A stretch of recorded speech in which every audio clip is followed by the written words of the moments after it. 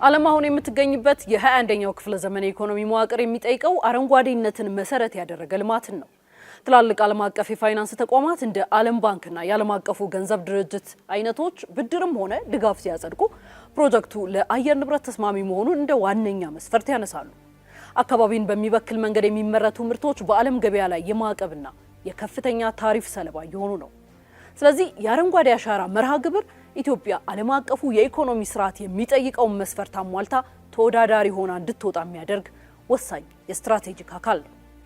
የሀገራትን ተሞክሮዎችን ብንመለከት በ1980ዎቹ የደን ሽፋኗ በሚያስደነግጥ ሁኔታ አሽቆልቁሎ የነበረው ኮስታሪካ ዛፎችን ለሚተክሉ ቀጥታ የገንዘብ ማበረታቻ በመስጠቷ ዛሬ ከኢኮቱሪዝም ብቻ በዓመት በቢሊዮን የሚቆጠሩ ዶላሮችን ታገኛለች።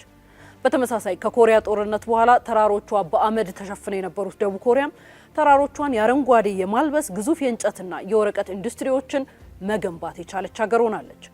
የኢትዮጵያ ጉዞም ይህንኑ ስኬት በራሷ አውድ በተሻለ መንገድ የመድገም ሂደት ነው። ባለፉት የለውጥ ዓመታት ውስጥ ብቻ ሀገራችን አስደናቂ ማህበራዊና ኢኮኖሚያዊ አዝመራዎችን አጭዳለች። ከ48 ቢሊዮን በላይ ችግኞችን በመትከል የሀገራችንን የደን ሽፋን ወደ 23.6 በመቶ ማሳደግ ተችሏል።